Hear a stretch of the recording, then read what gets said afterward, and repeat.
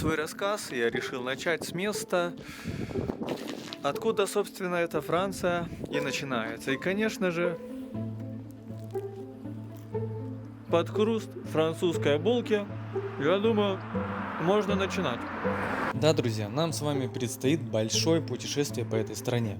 Начало этого видео я записывал на французско-итальянской границе.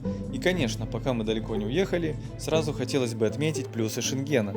Это открытые границы, ни тебе виз, ни тебе контроля, ходи туда-сюда сколько хочешь. А что касается самой дороги, как вы видите, она проходит через Альпы.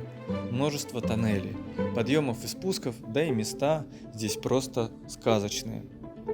Чтобы лучше вам их показать, я остановился в одной горной деревушке.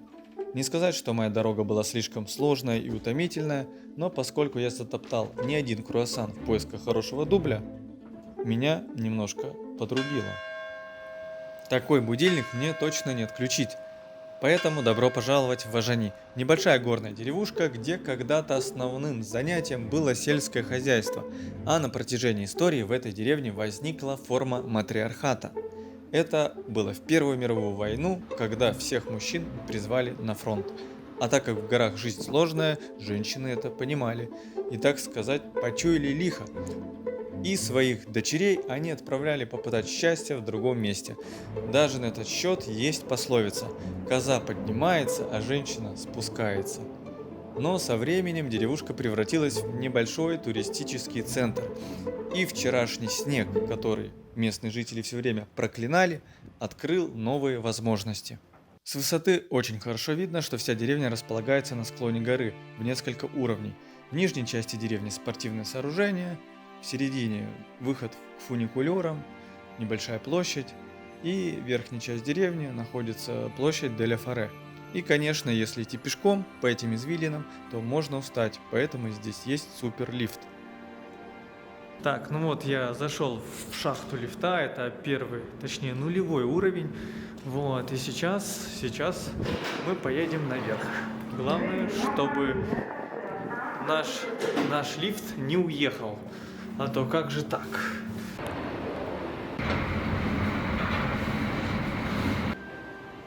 Затем еще нужно проехать на двух эскалаторах, и можно сказать, что мы на самой верхней точке этой деревни. Ах да, еще нужно подняться немножко по ступенькам. И перед вами одна из главных улочек, где располагаются куча разных магазинчиков, сувенирные лавки, в том числе прокат снаряжения тоже здесь. Да и основной продуктовый магазин тоже на этом уровне, но цены там большие. Так что лучше приезжать со своим или же спускаться с гор и ехать 14 километров до ближайшего супермаркета. Канатная дорога, связывающая эту деревеньку с одним из самых больших горнолыжных курортов Альп-Уэс, является главным магнитом туристов в эту деревню, ибо уехать отсюда можно на 3330 метров. На схеме видно, что здесь район покрыт этими подъемниками, так что для тех, кто любит покататься на лыжах и сноубордах, это место по-любому стоит посетить. Памятник турбине от ГЭС – это то, благодаря чему этой деревеньке перепадает электричество по очень хорошей цене. Даже кто-то говорил, что для местных оно почти бесплатно. А дело в том, что в этом районе построили плотину. Что-что, а без света люди в округе точно не останутся. Краткий экскурс в особенности горной французской деревушки проведен, так что самое время посмотреть своими глазами на местную округу. Вот уже и до облаков добрался, осталось только в них войти. А все потому, что с места, куда я иду, открывается потрясающий вид на то самое озеро, возле которой стоит электростанция. И тут я глазел по сторонам и увидел, что рядом со мной есть вершина этой самой горы, на которой располагается деревня, и мне захотелось посмотреть, а что там, собственно говоря, есть. Самое интересное, ух ты, да, что у нас тут происходит? Да, бывают вот и такие случаи. Провода болтаются, ага. Ой, да. В общем, как показывает мне мои глаза, идти мне еще осталось, наверное, не совсем, ух ты, снежок попал, не совсем далеко. Это, ну-ка, идти мне осталось вот туда. Так что Я думаю, там вам откроются очень потрясающие виды. Камера не очень передает ощущение расстояния, но чтобы добраться сюда, пришлось еще спуститься, подняться и пробраться через дебри. Но это точно было не зря, так как дух здесь захватывает. Наслаждайтесь.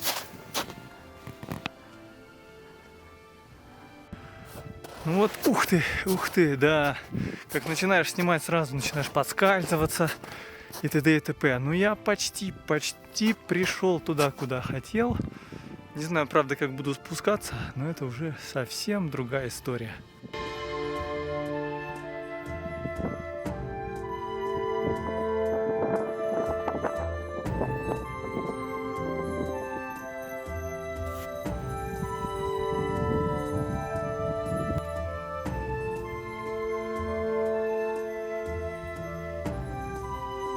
Ну вот, в принципе, с одной стороны гор я вам показал все достопримечательности. Сейчас мы махнем на противоположное. Она находится где-то вот там.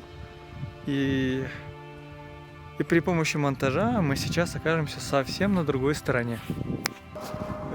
По щелчку пальца я оказался совсем в другой стороне этих гор.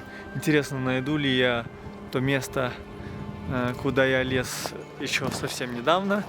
Но сейчас мне надо будет спуститься с 2800 на 2700 метров, чтобы затем подняться на 3330. Конечно, монтаж не получился бы без этих подъемников, куда забилось максимально народу. А мы с вами отправляемся в самый эпицентр горнолыжного курорта Альп-Уэс. Курорт этот был основан в далеком 1936 году. Станция располагается в южной части горного массива Ле-Гранд-Рус и имеет особый микроклимат, именно около 300 солнечных дней в году, за что этот горнолыжный курорт часто называют «Солнечный остров».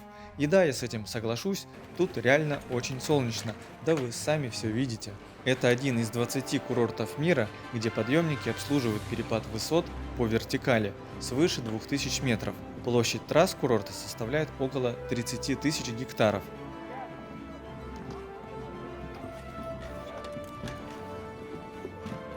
Наконец-таки я пришел добрался до этой вершины.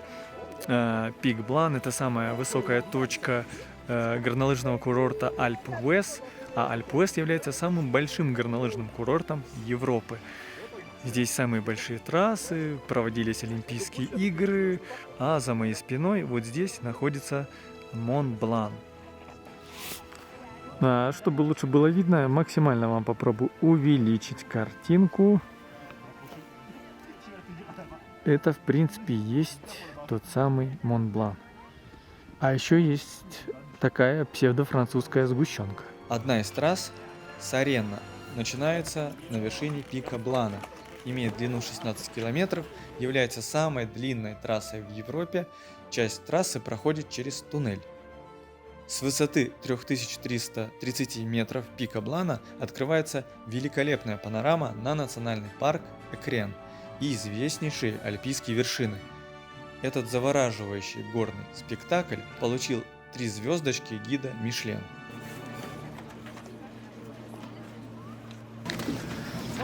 Дорогие друзья, меня накрыло, меня притянул этот лежак.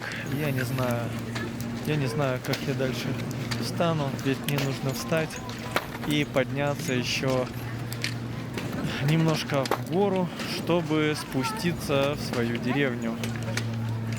Но тут так офигенно, и солнышко так пригревает, что мне никуда вставать не хочется, но придется.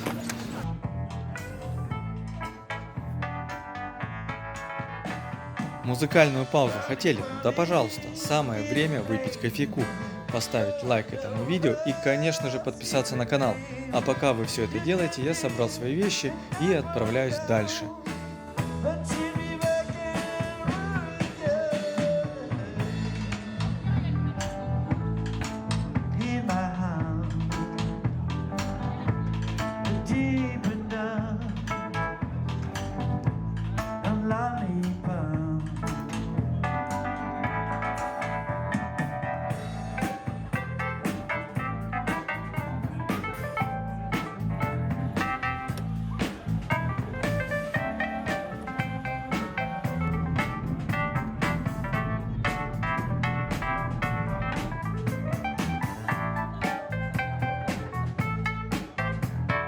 Да, вот такой я негодяй, не доснял, как музыкальный бенд завершит свою композицию, и оно так резко отрубилось.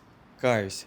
По дороге в Гренобль я думал заехать в музей французской революции города Визи, но он был закрыт, а замок-то ничего, красивый, когда-то был летней резиденцией президентов Французской республики с 24 по 72 год. Форт на высоте и канатная дорога к нему, мы в городе Гренобль. Осторожно, двери закрываются, следующая станция – Железная Кракозябра. Если вы видите за моей головой вот эту вот металлическую кракозябру, это значит, я в Гренобле. Нельзя было обойти этот город стороной, несмотря на то, что Альпы и горные вершины все эти забрали всю славу себе. В этом городке есть что посмотреть, хотя не так много. Артем оказался варваром, потому что это никакая не кракозябра. Это современная скульптура художника Александра Колдера «Три пика», расположенная напротив ЖД вокзала высотой 12 метров, шириной 8 метров, символически представляет три горных хребта, окружающих Гренобль.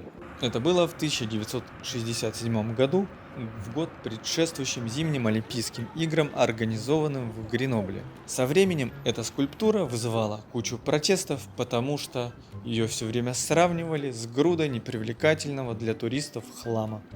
Еще одна отличительная черта Гренобля – это граффити. Здесь есть целый фестиваль уличного искусства Street Art Fest Grenoble, как модно называется. Его следы можно в принципе увидеть и на панельных домах, на мостах, да впрочем везде, куда мог дотянуться художник.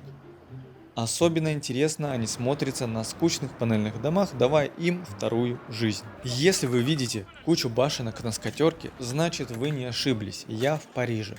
Столица Франция, как всегда, живет в своем ритме, и тысячи паломников в погоне за своей мечтой едут и едут, чтобы сфоткаться возле Эйфелевой башни. Естественно, про Париж можно снимать отдельный ролик, так что напишите ваше мнение в комментарии. А сейчас я иду к площади Трокадеро. Это, наверное, самое узнаваемое место в Париже, ибо нет ни одного туриста, который, бывая в Париже, туда не пришел.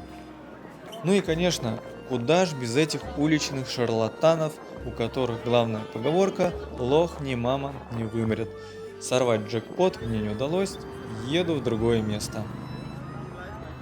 Мы с вами входим в Лувр. Это не только один из самых больших и популярных музеев в мире, но и одноименный дворец. 10 миллионов посетителей в год. Серьезная цифра.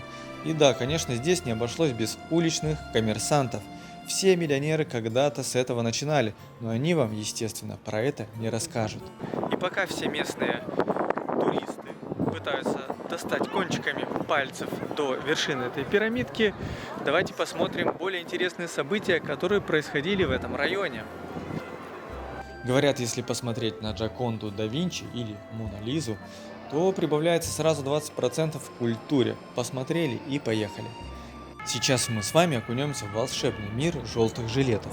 Протесты во Франции – это довольно распространенная вещь, за что французам большой респект. Если что-то людей не устраивает, то они не стесняются об этом заявить. Бедная машинка, перевернули маленькую машинку.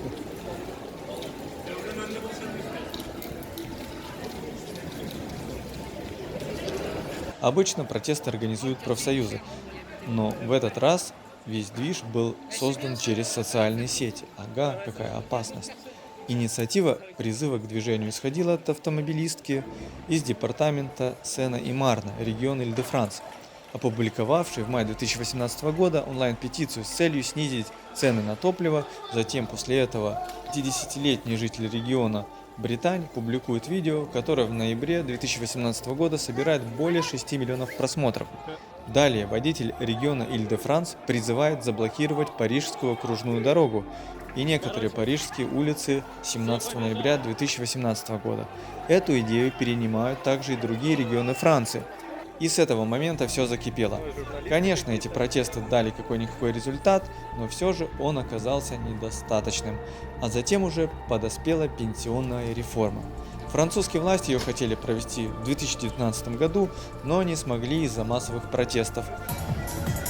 О, тут уже глазики начинаются. Это менты, да? Прям чувака пошел, да. О,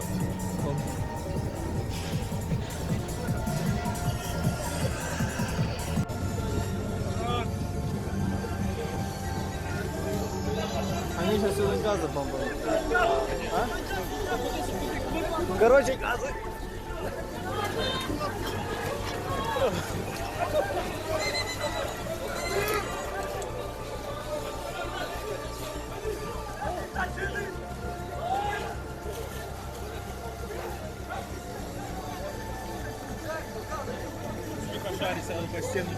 А?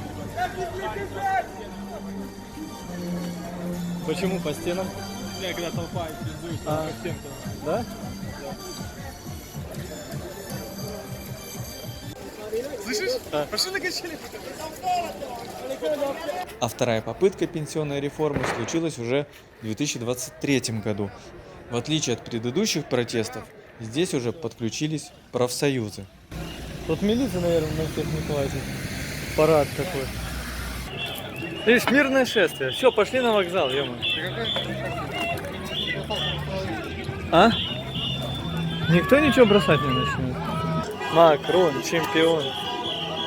Таким нехитрым способом мы с вами перенеслись в город Авиньон. А дед с волшебным котом своей шарманкой открутит пару сотен лет назад.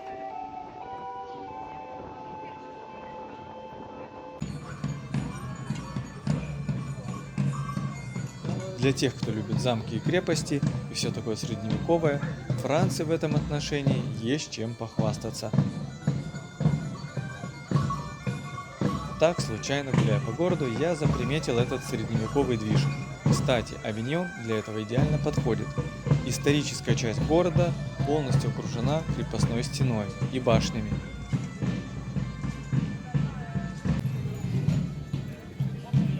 Данное действо называется «Фестиваль Золотой Розы», а сама эта роза – особый памятный дар при папском дворе.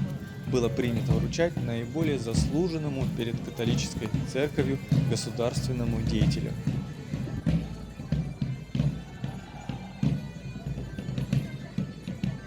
А при чем тут Авиньон и Папа Римский, спросите вы? Дело в том, что Авиньон одно время заменял Ватикан, и здесь базировался Папа Римский, хотя в тот момент, наверное, Авиньонский.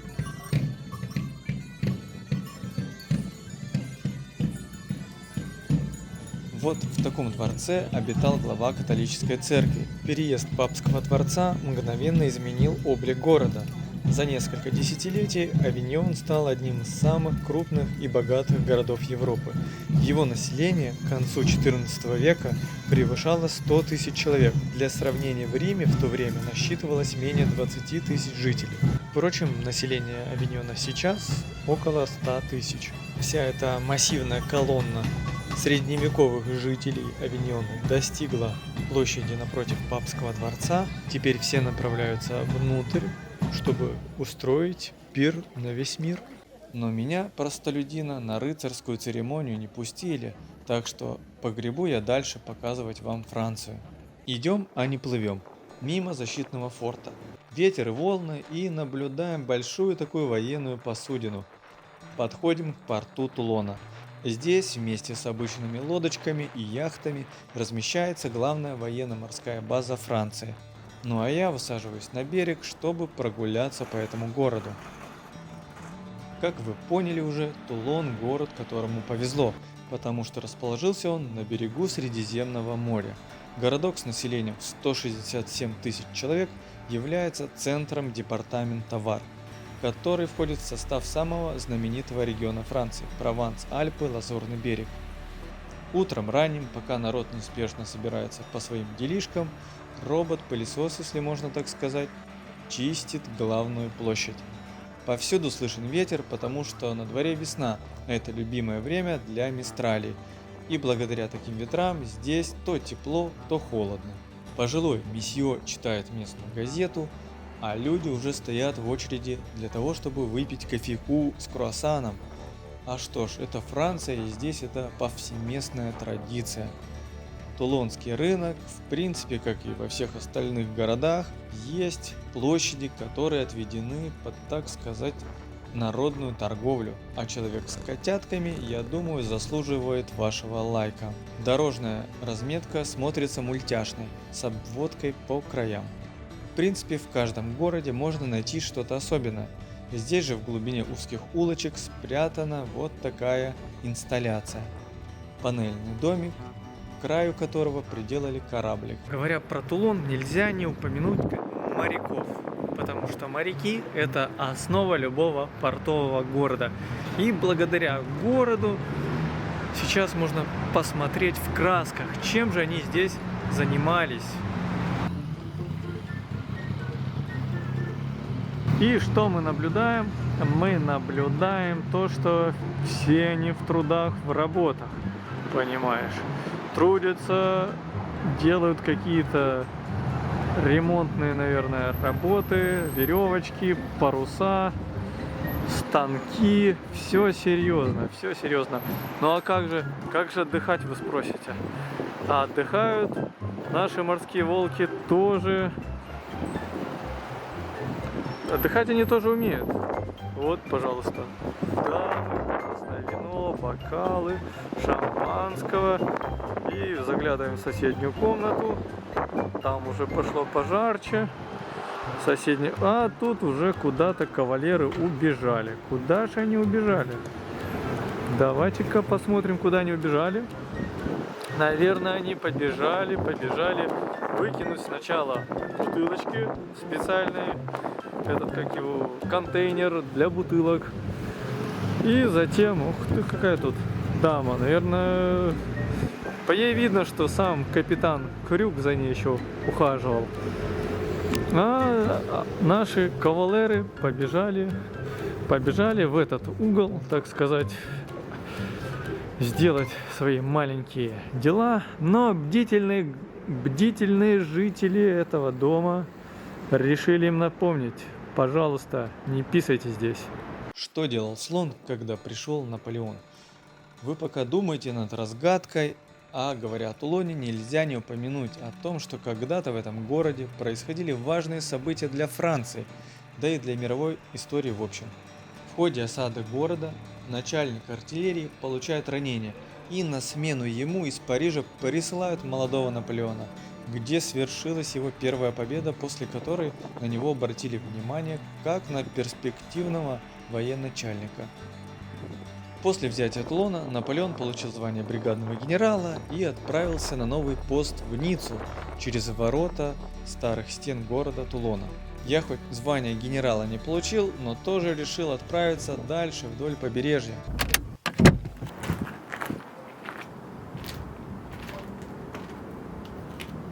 За моей спиной находится город Йер, и несмотря на это пасмурное небо, Йер является самым южным городом во Франции, и именно здесь появился самый первый курорт на Лазурном берегу. Собственно говоря, само название Лазурный берег именно пошло отсюда, с этого города. Так давайте же посмотрим, что здесь, собственно говоря, такого лазурного. Над городом возвышаются руины замка, построенного в XI веке, куда возвращался с крестового похода король Франции Людовик IX. Из-за географической расположенности Йер защищен от мистралей, и в XVIII веке это место превратилось в фешенебельный курорт, а название «Лазурный берег» придумал малоизвестный писатель Стефан Льежар. Именно так он назвал один из своих романов. Вот так и бывает, роман никто не знает, а «Лазурный берег» прочно вошел в оборот. А что касается, так сказать, селебрити, то здесь 2 года прожил Роберт Стивенсон, писатель, который известен своим романом «Остров сокровищ». Здесь скончался брат Льва Толстого Николай, но английская королева Виктория любила здесь отдохнуть. Мне все время хотелось, в детстве помню, вот так идешь по улице, берешь и срываешь мандаринку. Ну, сейчас я этим, в принципе, и займусь. Опа! Так, и сейчас мы ее затестим. Пахнет изумительно. Сейчас проверим, что же это такое на вкус. Блин, это ж кислятина. Очень сочный мандарин попался. Такое ощущение, что с лимоном. Вот что-то из себя такое вот представляет.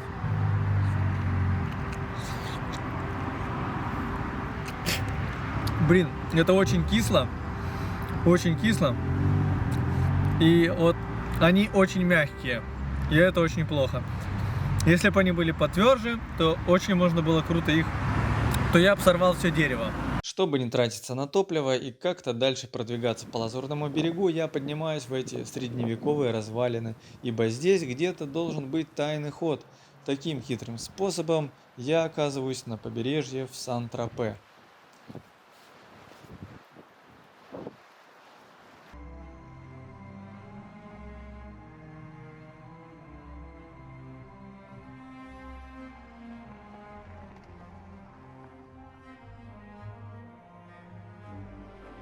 Когда-то маленькая рыбацкая деревушка, благодаря стечению обстоятельств и не без помощи знаменитостей, таких как Бриджит Бардо, прослыла на весь мир как дача миллионеров. Все богатеи мира стремятся в Сан-Тропе, помериться своими кошельками и купить здесь виллу за пару миллионов евро, чтобы раз в году красиво понтануться и побродить по узким улочкам. Недалеко от Сан-Тропе расположился еще один населенный пункт – Порт-Гримо. Своеобразная маленькая французская Венеция неплохо дополняет Лазурный берег. А начиналось все, с чего бы вы подумали, конечно, с болота. Дело в том, что швейцарский архитектор с детства мечтал построить свой город. Губа не дура, да? Звали этого архитектора Франсуа Спор. Жизнь его закинула даже в немецкий концлагерь, и даже там он не переставал думать о своем городе на воде. После войны он на свои средства выкупает болотистый участок напротив Сан-Тропе. И в 60-х годах начинается масштабная стройка. Первые 14 домов продавались по цене всего лишь 124 тысячи франков. Рекламировала проект сама Бриджит Бардо. Сейчас в Порт-Гримо построено свыше 3000 домов. Каждый дом со своей собственной пристанью и лодкой. Стоимость самого маленького дешевого домика стартует от 1 000 000 евро. Продолжаем исследовать Лазурное побережье. Небольшой городок Сан-Максим расположился в 8 километрах от Порт-Гримо, на северном берегу бухты Сан-Тропе. Как и все города на Лазурке, живет в основном за счет туризма, а небольшое отдаление от Сан-Тропе делает его чуточку дешевле, хотя не намного. Каждый год, что в Сан-Тропе, что в Сан-Максиме, да и во многих городах Франции, деятели культуры делают свои инсталляции. Во время моего нахождения в Сан-Максиме это оказался человек с ведром на голове.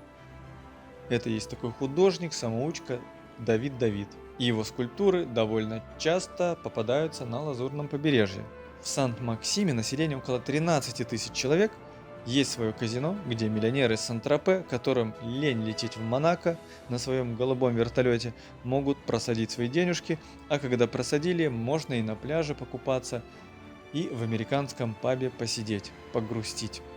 А я, как всегда, подмечаю другие вещи, которые бросились в глазах, как, к примеру, бархатные тяги у волков пара-па-па-пара-па-пам, своеобразный бар для собак, деревянные круассаны. Вот же нелегкое детство у здешних детей. И вот такое каменное эскимо.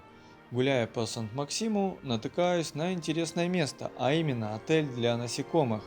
Так что если вы муха или таракан, то без крыши над головой не останетесь. Эта красная бутылка манила меня, но я не поддался искушению, несмотря на то, что Прованс – это винодельческий регион. А голубь уже видно подал и чувствует себя орлом.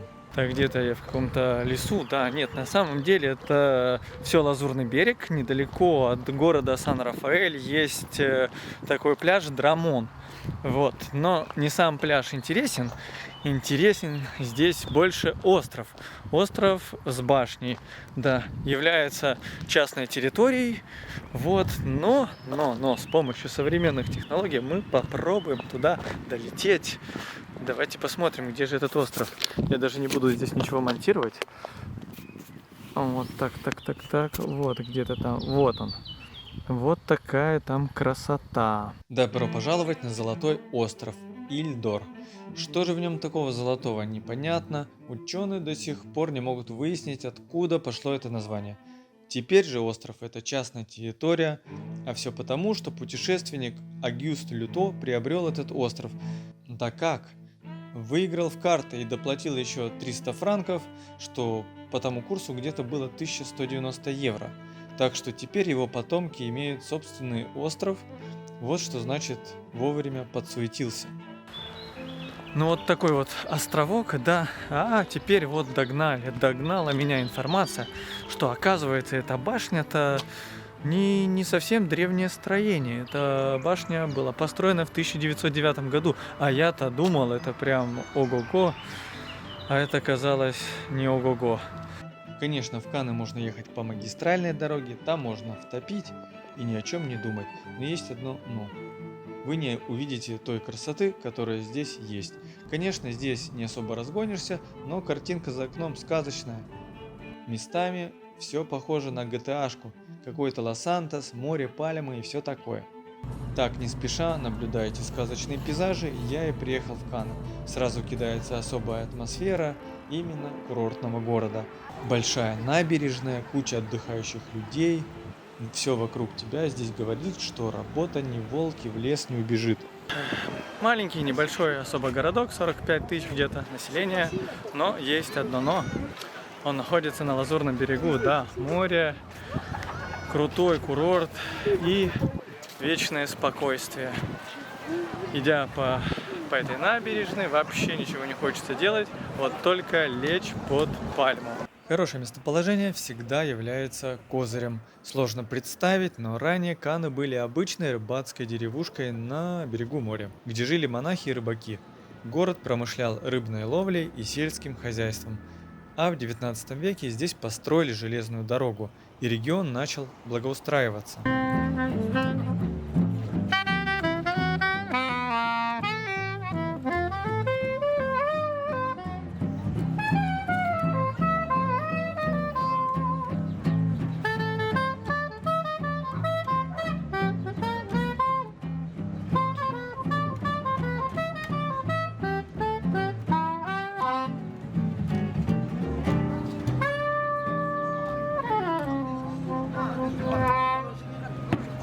Конная полиция подъехала на заправку. А все потому, что в городе происходит закрытие Каннского кинофестиваля. Собственно говоря, происходит данное мероприятие на базе Дворца фестивалей и конгрессов. Здесь те самые красные дорожки, которые усердно пылесосят, чтобы по ним прошелся весь бомонд киноиндустрии. Благодаря большому вниманию средств массовой информации, этот фестиваль посещают звезды мирового кино. Также он популярен и среди продюсеров, подготавливающих здесь новые проекты и продающие уже готовые. Весь люд собрался возле дворца. На закрытии я не остался, но пару лет назад, уже на открытии, я как-то затесался в уголок для прессы. Теперь можно посмотреть, что обычно происходит в эпицентре. Какие-то тети в платье раздают автографы с важным видом звездуль. Вот возле гостиницы таких звездуль ждут их поклонники и фанаты. И вот с каким-то персонажем происходит селфи-сессия. Не знаю, кто это такое. Вот если вы знаете, напишите в комментариях, что это за актер театра и кино. Подальше от городской суеты, этого звездного бомонда, этих черных фраков, ближе к природе. Дорога проходит через маленькие деревушки, и искусственно заужена проезжая часть сделана специально для того, чтобы гонщики здесь не практиковались. Едем прямо в горы. Это Альпы, но не просто Альпы, сейчас я вам расскажу. За моей спиной находится одно из самых красивейших мест во Франции, это Вердонское ущелье. Запускаем аппарат и полетели. Это озеро Сен-Круа появилось в ущелье в 1974 году. Искусственно созданное, оно выполняет роль водохранилища. Известно, что при создании озера была затоплена одноименная деревушка Сен-Круа-де-Вердон. Теперь возле ущелья находится селение Ле-Саль-сюр-Вердон. Так что озеро Сен-Круа становится одной из главных достопримечательностей места и в целом ущелья. Главная составляющая Вердонского ущелья – глубокий известняковый каньон. Он образовался из-за эрозии отложений юрского периода. Его высокие отвесные скалы скрывают множество пещер. Раньше это место было труднодоступным. Здесь бывали только лесорубы.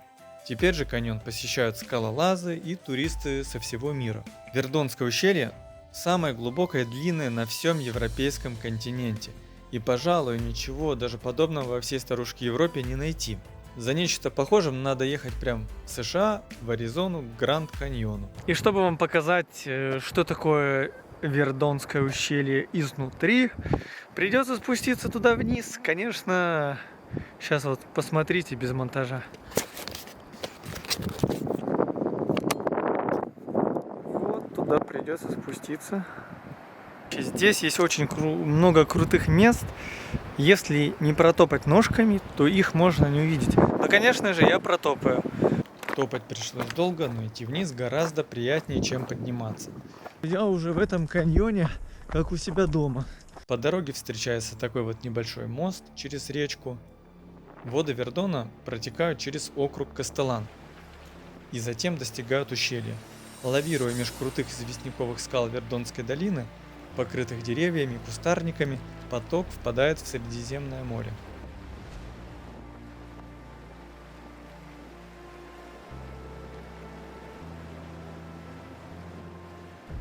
Дальше я пошел вдоль реки по ущелью в сторону озера Сент-Круа.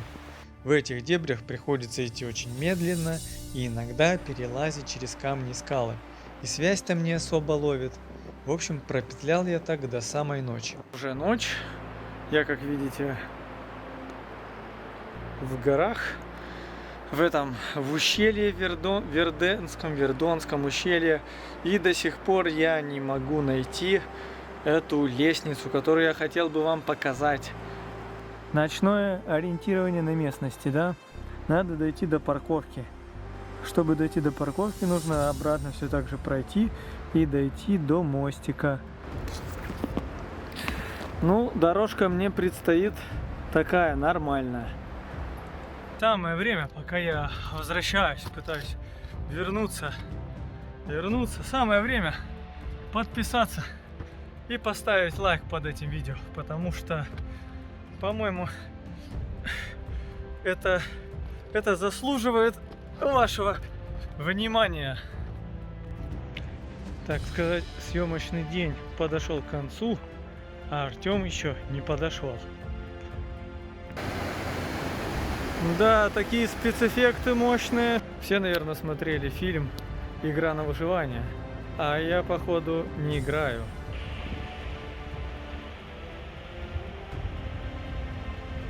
Так, вот то место.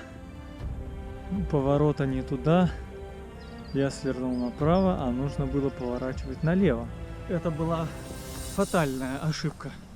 Заприметил некое шевеление в кустах, оказалось, это горная коза или горный козел, решил позавтракать. Идти пришлось долго, все потому, что я пришел к этому ущелью с другой стороны. В километрах это все не очень много, но благодаря спускам и подъемам усталость приходит быстрее. Но места здесь и вправду очень удивительные. И вот наконец-то я пришел, это место возле поворота реки Вердон и выступа горы. Если немножко покарабкаться, то можно залезть на смотровую площадку. Здесь открывается неплохой вид, а по соседству с этой площадкой располагается лестница Бреш-Имбер. Долго искал, однако, эту лестницу. Сделана, как понятно по названию, в ущелье горы, и лестница насчитывает 270 металлических ступенек. Высота этой лестницы около 100 метров.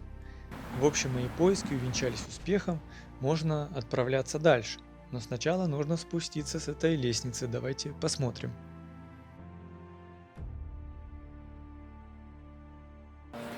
Проехав пару сотен километров по Лазурному берегу, я оказался где? В Средневековье, да, за моей стеной, за моей спиной стены и башни Каркасонской крепости. Да, друзья, Каркасонская крепость, она очень большая и высокая. В небольшом городе региона Окситания располагается данный объект. Что ж, им удивляются все. Именно поэтому с 1997 года крепость включена в список всемирного наследия ЮНЕСКО. Ни одна крепость, ни один замок не обладал такой мощной двухрядной 3-километровой стеной с 52 башнями, один вид которых чего стоит. После падения Рима город был захвачен вестготами. Именно Каркасон в течение 300 лет был их огромной штаб-квартирой до 725 года. За эти 300 лет вестготы смогли восстановить и модернизировать крепостные стены цитадели. Но в 1725 году неожиданный поход сарацин подорвал влияние вестготов, вытеснив их из собственного центра Каркасона. Именно с сарацинами связано много легенд цитадели. Одна из них касается Карла Великого, который в течение 5 лет блокировал крепость, пытаясь уморить голодом город. По легенде, которую вам расскажет любой каркасонец, супруга мусульманского царя Балака, прозванная дамой Каркас, после голодной смерти гарнизона защищала крепость почти в одиночку. Также она смастерила с десяток кукол-солдат и в течение нескольких дней обстреливала позиции штурмующих с разных позиций.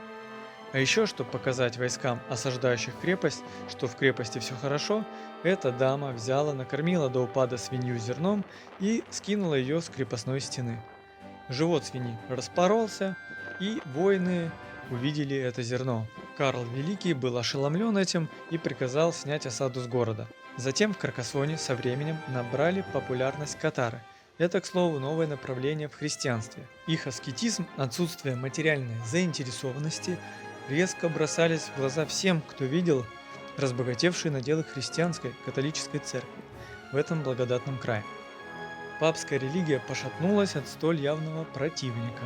Катары отрицали догмат о воскресении Христа, объявили обманом все христианские таинства. Но еще большее недовольство папской миссии вызывают слова катар о кресте. Крест – это не символ веры, а орудие пытки. И это уже переполнило чашу терпения католиков. И 1 августа 1209 года крестоносцы подошли к Каркасону и расположились у реки От. Транкивель, хозяин крепости, и его люди оказали мощное сопротивление, несмотря на 10-кратное численное превосходство осаждающих. Но потом, в ходе все-таки этих осад, Каркасон пал, и уже католическая церковь начала здесь наводить свои порядки. Конечно, без мучений не обошлось, потому что катары были объявлены еретиками, и поэтому их можно было в принципе немножко и пожечь на кострах. Вот такая вот крепость Каркасон. Да, красотища, несмотря что местами наводил, но ничего страшного, место хорошее. Если бы еще не такой сильный ветер, как сейчас дует, то можно было взлететь дроном повыше, собственно, сделать более красивые кадры. Но здесь рядом тюрьма, дрон сносит, так что нету смысла рисковать дроном. Ну а я пошел дальше. Едем дальше по региону Окситания, и пора заехать в его столицу, город Тулуза. Какая красота! В принципе, можно заселяться, но не сюда, а вот эту вот французскую хрущевку. Ностальгия. Вот, даже кто-то велосипед на балконе хранит. Фух, наконец-таки я приехал в Тулузу. Сейчас уже вечер. Конечно, идти смотреть и снимать что-то уже слишком поздно. И время отдохнуть и попить чаечку. Да, время пить чаечек.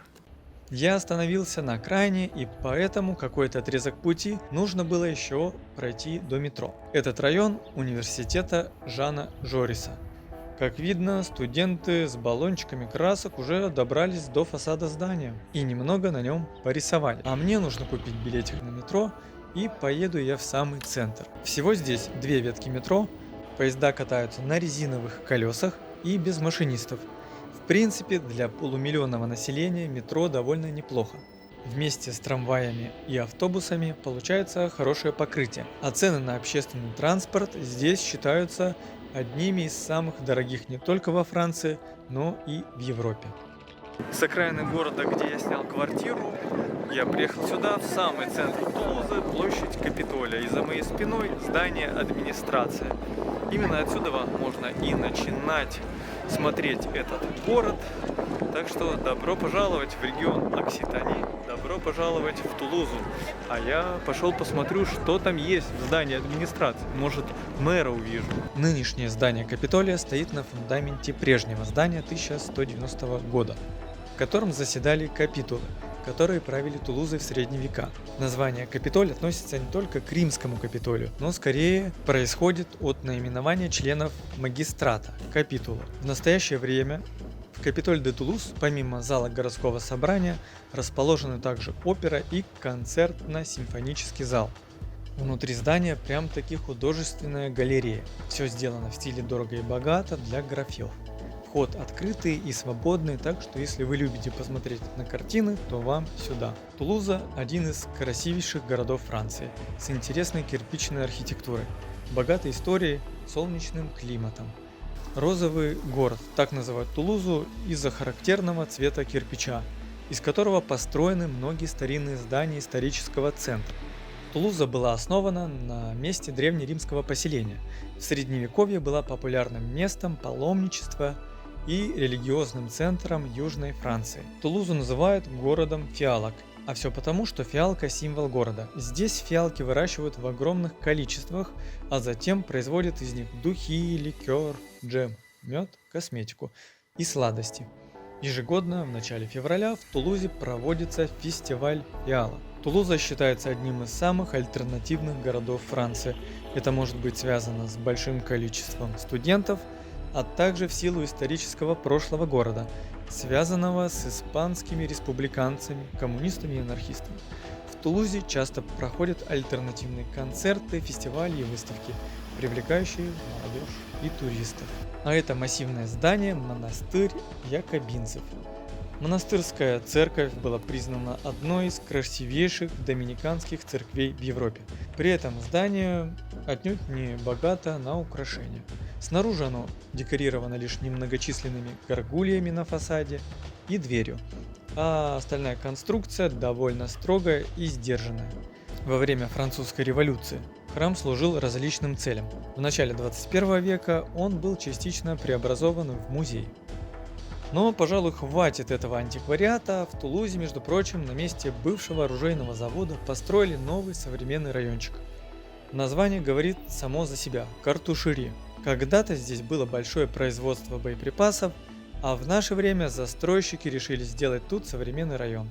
Работы по строительству первых жилых домов начались в 2014 году, а сдача первых общественных зданий была запланирована на конец 2015 года, чтобы обеспечить прибытие первых жильцов в начале 2016 года. Сейчас район в принципе живет своей жизнью и, как видно, сделан довольно неплохо и современно. Кроме всего прочего, здесь, в пригороде Тулузы, располагаются главные производственные мощности завода Airbus. Но на завод мне идти не хочется, а пойду я в другую сторону. В Тулузе также находится Центр космических исследований, а в пару километрах от него находится музей под открытым небом «Космический городок», где представлены всякие экспонаты, связанные с космосом. Это и станция «Мир», французская ракета «Ариан». В принципе, давайте посмотрим. С 1968 года в Тулузе начал действовать крупнейший в Европе Центр космических исследований. Под куполом Тулузского центра французским специалистам не раз приходилось работать с американскими и советскими коллегами. А здесь, в парке под открытым небом, стоят различные экспонаты и экспозиции, рассказывающие о покорении космоса человеком. Тут как бы хотя бы страну одну посмотреть, не то что космос. Под ногами песок, а это значит, что я на пляже. Но это не просто пляж, это самая большая в Европе дюна Пила. Могли бы вы представить себе, что на берегу Атлантического океана образовалась такая своеобразная пустыня? Площадь пустыни составляет почти 200 футбольных полей. Высота бархана более 100 метров. Пески тянутся на 3 километра вдоль побережья и ограничены густым лесным массивом. Сосновый лес был высажен специально около 100 лет назад, чтобы остановить опустынивание земель. Движение песков приостановилось, однако пустыня продолжает съедать по 8000 квадратных метров чаще, расширяясь в год от 4 до 9 метров. Пригород Бордо. Ребята так жарили стейки, что аж подпалили крышу. Да, бывает. Это место называется Биржевая площадь. А значит, что, дорогие любители винишка, вам большой привет. Откуда? Из столицы мирового виноделия, город Бордо. Название еще такое французское. Прям Жан-Поль Бельмондо, Бриджит Бардо и город Бордо. Бордо – столица региона Новая Аквитания. Он расположен на берегах реки Гароны, изогнутых в этом месте в форме полумесяца. И поэтому его еще называют Порт Луны. Улица, по которой сейчас я иду, называется Сан-Катрин. Она связывает историческую часть города, и ее протяженность где-то составляет 1,2 метров, что дает ей право называться самой большой улицей в Европе, пешеходной. Но там идут споры, во споры я влезать не буду, а пойду дальше по улице. Бордо всемирно известен как город вина. Виноградные лозы на берегах Гароны были посажены еще во времена Римской империи. Центральное положение Бордо между торговыми, сухопутными и речными маршрутами в центре богатого винодельческого региона сделало его одним из главных городов Франции. В XII веке Бордо стал одним из первых центров образования и международной торговли в Европе. В XVII и XVIII веках Бордо стал первым портом французского королевства и третьим невольничьим портом, который специализировался на перевозке рабов. Во время войн Бордо был городом, куда все время укрывалось французское правительство. Как и во многих городах Франции, в Бордо развита трамвайная сеть, интересной особенностью которой является использование нижнего наземного токосъема на некоторых участках в историческом центре города. Третий рельс разделен на 8-метровые секции, изолированные друг от друга. Благодаря электронике под напряжением находится только та секция третьего рельса, на которой в данный момент проезжает трамвай. Интересная особенность: возле Биржевой площади есть своеобразное водное зеркало. Одна из самых зрелищных достопримечательностей города. Водное зеркало работает ежедневно с 10 утра до 10 вечера, исключительно в теплое время года. Площадь между зданием биржи и причалами покрывается 2-сантиметровым слоем воды с гранитной подложкой, благодаря которому достигается невероятный эффект отражения. В Бордо самое большое количество старинных зданий из всех французских городов, за исключением Парижа. Вместе с этим является одним из самых зеленых городов Франции. По официальной статистике на одного местного жителя приходится более 15 квадратных метров озелененной местности. Более того, эта цифра продолжает расти, так как власти города постоянно создают новые и новые зеленые зоны. И дошел я, в общем, до района, который, с одной стороны, как бы застроен современными зданиями, а с другой стороны, здесь находится база итальянских подводных лодок. Бывшая база, к слову. Во время Второй мировой войны здесь, так сказать, товарищ Муссолини решил обосноваться, чтобы разместить свои подводные лодки, которые бы принимали участие в битве за Атлантику, топили американские и английские суда. И заодно, наверное, он бы попивал винишко. Я думаю, вы уже заметили, что во французских городах очень много зелени, и Бордо в этом не исключение, даже впереди планеты всей. И сейчас я иду в, так сказать, первый экологический район, эко-район. И вот как раз по пути в этот экологический район я вот натыкаюсь на такую вот историю.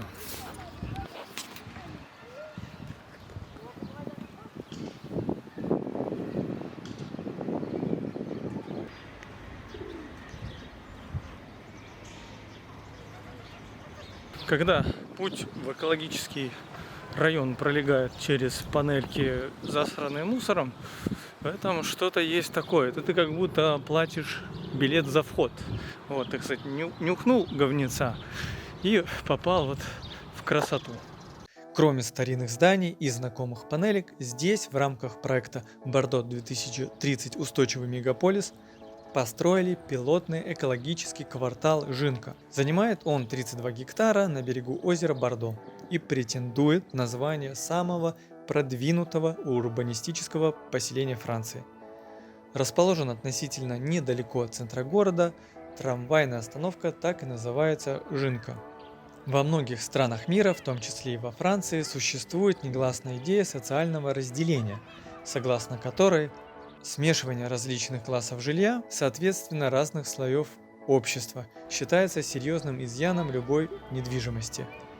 Теперь же французы решили объединить таунхаусы, многоквартирные и индивидуальные дома в единый комплекс, в котором рядом с элитными апартаментами будет присутствовать и социальное жилье. Суть нововведения в том, чтобы предоставить ровно качественное жилье людям с самым разным уровнем достатка. Разновысотные и разномастные дома образуют каскад, поэтому возможность любоваться озерными видами есть не только у обитателей пентхаусов, а прямой доступ к озеру есть у всех. Дома с низким электропотреблением и использованием возобновляемых источников энергии, в частности котельной на биомассе, способствуют сохранению окружающей среды. Таким образом, все жилые дома в этом районе обеспечены горячей водой и коллективным отоплением по умеренной цене.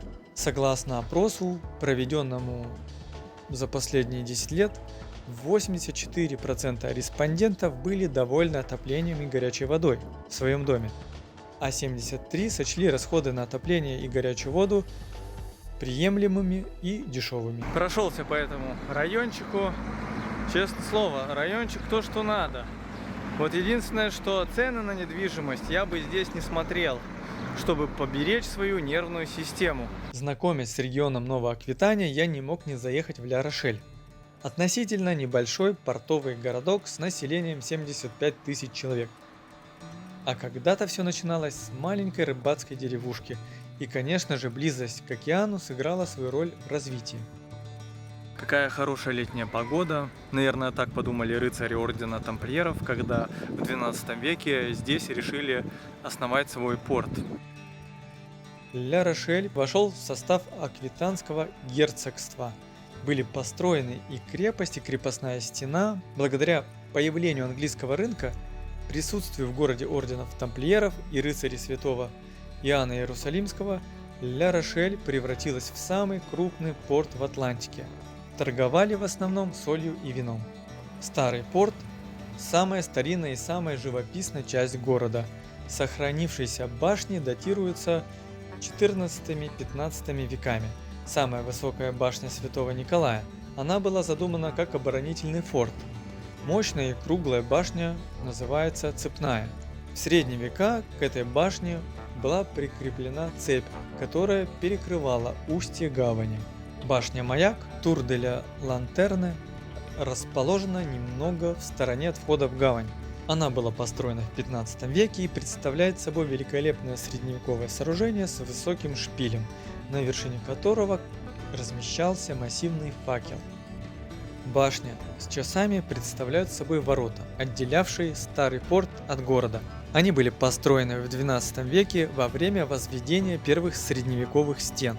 Внутри же множество узких улочек, в том числе улица Тамплиеров. Основную же известность город приобрел благодаря роману Александра Дюма «Три мушкетера», герои которого в 1627 году участвуют в осаде Ля-Рошель. В советской экранизации в роли Ля-Рошеля снималась Хотинская крепость, расположенная в городе Хотин. Так что, как говорится, мерси буку, идем на осаду форт Боярда. Не мог я не посетить место, где снималась культовая одноименная передача, тем более, когда ходят водные маршрутки. Первое предложение о постройке форта на этом месте появилось еще в далеком 1666 году, чтобы блокировать подход кораблей в пролив. Но из-за специфического местоположения с этой идеей пришлось повременить. К идее постройки форта вернулись в начале 19 века. К тому моменту строительные технологии немножко продвинулись, что в принципе позволяло сооружение подобной крепости. Строительство форта было начато в 1801 году, и все не то. В 1809 году строительство крепости было приостановлено и возобновилось лишь в 1837 году. В общем, долгострой. Закончили постройку только в 1857 году. В то время береговая артиллерия спокойно блокировала пролив с берега, и надобность в этой крепости сошла на нет. Но не пропадать же добру. Так Форт Боярд стал тюрьмой. Потом и в ней надобность пропала. Так он переходил из рук в руки, пока в 1980 году им не заинтересовалось телевидение. Благодаря этому шоу он стал очень популярным. Но теперь это частная территория, и внутрь никого не пускают. Наверное, по мне видно, что я уже слегка загорел. Когда я плыл на Форт Боярд, то солнышко сделало свое дело. А это место у меня ассоциируется с фразой «фантастические твари и где они обитают». А все потому, что это остров Машин, город Нант, родина Жюль Верна. Именно им создатели этого парка вдохновлялись, а также творениями Леонардо да Винчи. Остров Машин Нант. Художественный проект, рожденный из фантазий двух французских художников. Вдохновлением для них послужила промышленная история Нанта, устройство и миры Жюль Верна и механизмы Леонардо да Винчи. Огромный искусственный слон из книги Жюля Верна «Паровой дом» оставался выдумкой более 100 лет. А за последние десятилетия он неожиданно стал реальностью. Парк был построен на месте бывших складов судоверфи. На реализацию этого проекта было потрачено всего 3 года, начиная с 2004 года, когда мэрия Нанта приняла решение о постройке такого парка, который бы привлек в город новые потоки туристов. Изначально на реализацию проекта было выделено около 5 миллионов евро, но сумма на создание и развитие парка постоянно увеличивалась. Более того, этот проект даже считался убыточным и получал различные дотации. При этом он был отмечен премией Международной туристической выставки в 2007 году. «Машины острова Нант» – это беспрецедентный и весьма высокобюджетный художественный проект. Умышленно, не делаю спойлеров, приезжайте и смотрите. Нант – это еще один крупный город, столица региона Пейи-де-Луар. Здесь проживает ни много ни мало 309 тысяч человек. Расположен в устье реки Луары. Административно город сейчас не входит в регион Британь, что не очень нравится местным жителям. Они даже говорят, можно убрать Нант из Британии, но нельзя убрать Британию из Нанта. В городе функционирует один из крупнейших французских университетов, развита бумажная, химическая и нефтеперерабатывающая промышленность. Главный вид городского транспорта – трамвай. Его сеть, одна из крупнейших во Франции, функционирует 3 линии общей протяженностью 41 километр.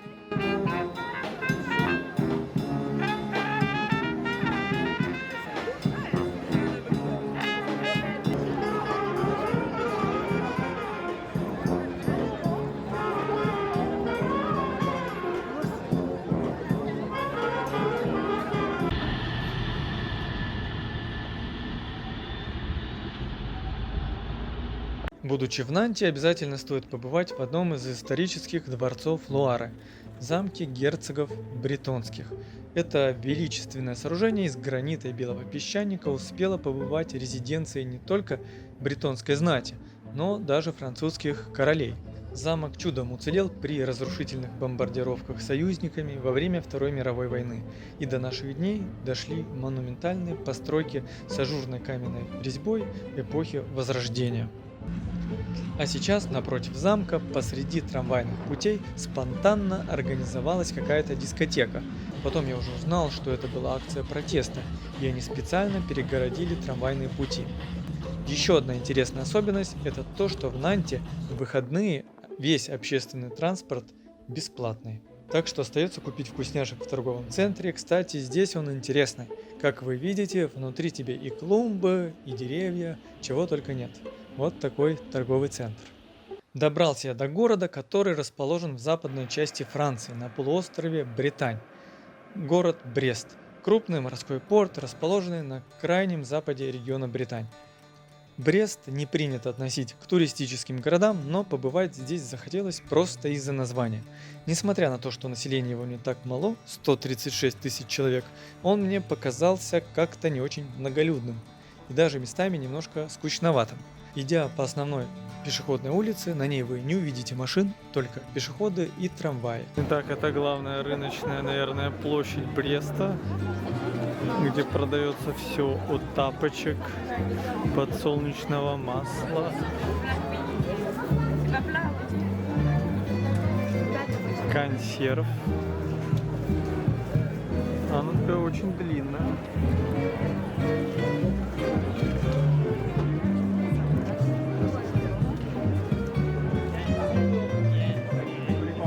Я думал, тут грустновато будет, а тут даже целый оркестр играет.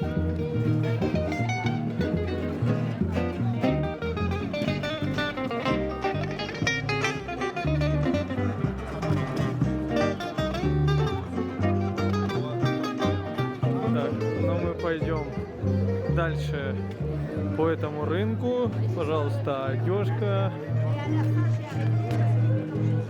всякие драгоценности. И сейчас смотрим цены на овощи.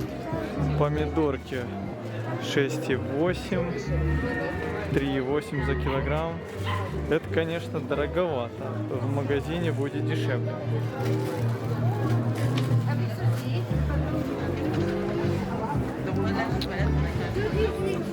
Горит желтый светофор. Ну да, ходят по трамвайным путям. Но, в принципе, туда дальше я уже не пойду, а пойду в историческую часть. Хотя это и есть историческая часть, но пойдем туда налево.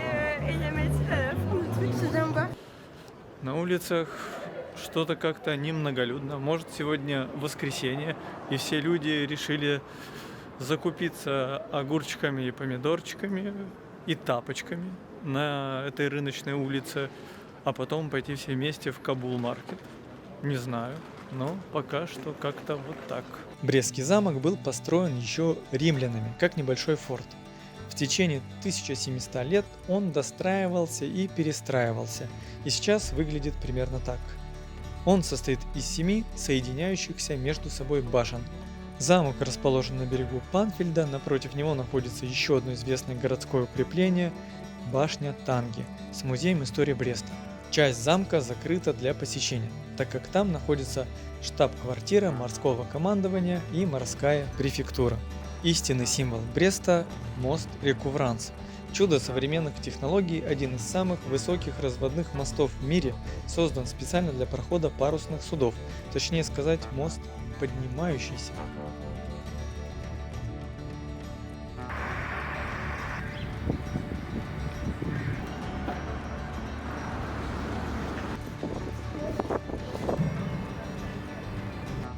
Ателье, гигантские военно-морские верфи, построенные в середине 1800-х годов после Второй мировой войны, оставались только внешние стены, и для их реконструкции использовали бетон.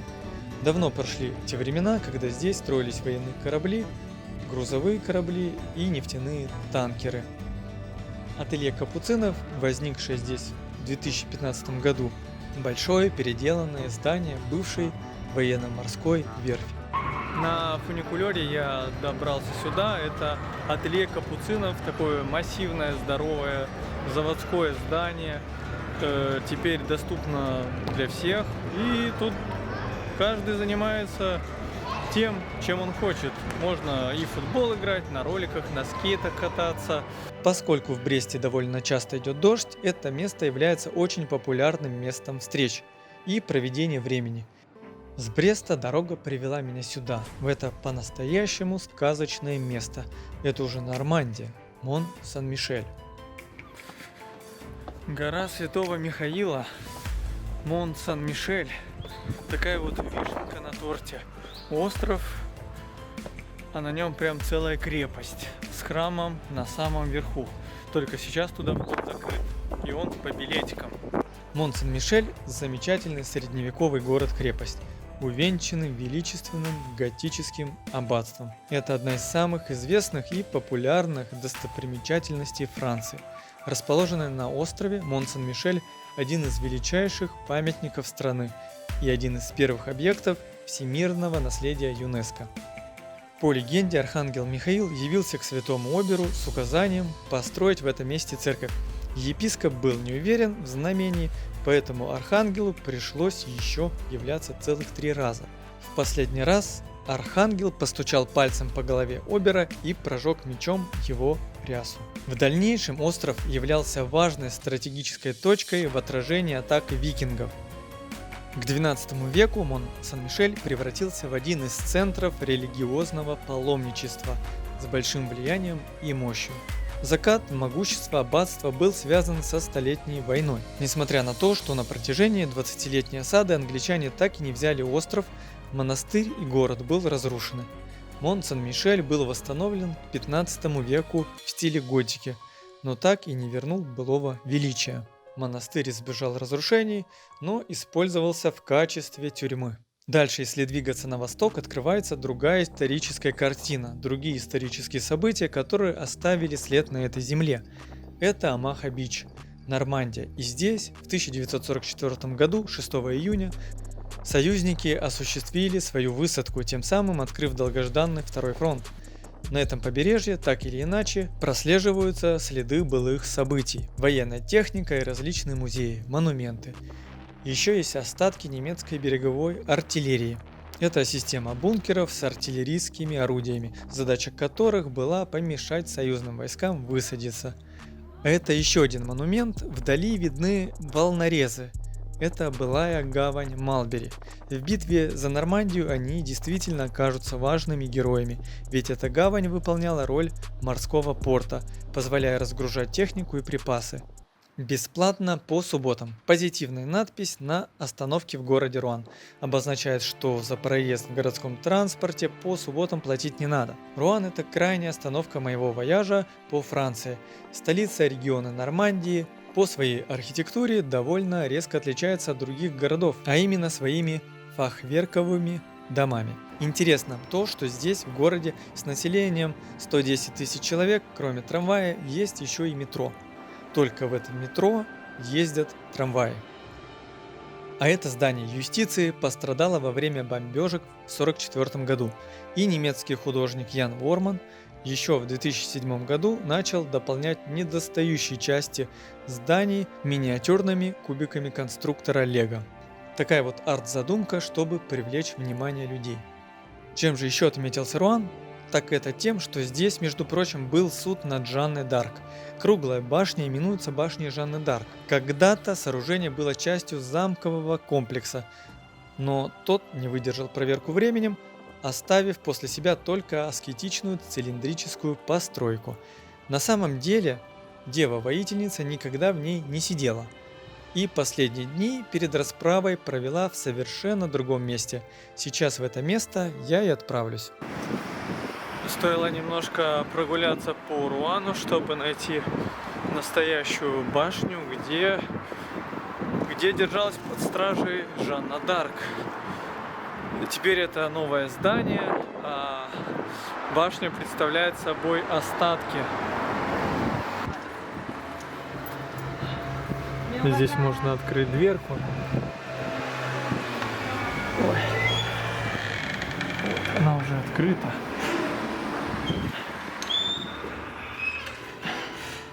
И вот за этими дверьми находятся остатки башни Жанны д'Арк. Точнее, башни, где она держалась под стражей до своего суда. Вот эта лестница. Это все, что от нее осталось. Так, где сидела под следствием Жанна, мы уже увидели. Теперь осталось посмотреть, где же ее все-таки сожгли, привели приговор в исполнение. Старая рыночная площадь Руана, именно здесь и сожгли Жанну д'Арк. На небольшом пятачке в окружении таких вот домиков расположился собор, построенный в 1979 году и выглядящий на фоне древних остальных построек слегка несуразно. До Второй мировой войны здесь была средневековая церковь. Само место казни Жанны д'Арк отмечено большим крестом, и здесь стоит табличка. Вот так сначала тебя сожгли как ведьму, потом реабилитировали и сделали святой. А еще что интересно, здесь в Руане, в соборе Нотр-Дам, хранится забальзамированное сердце английского короля Ричарда Львиное Сердце. Но это уже совсем другая история.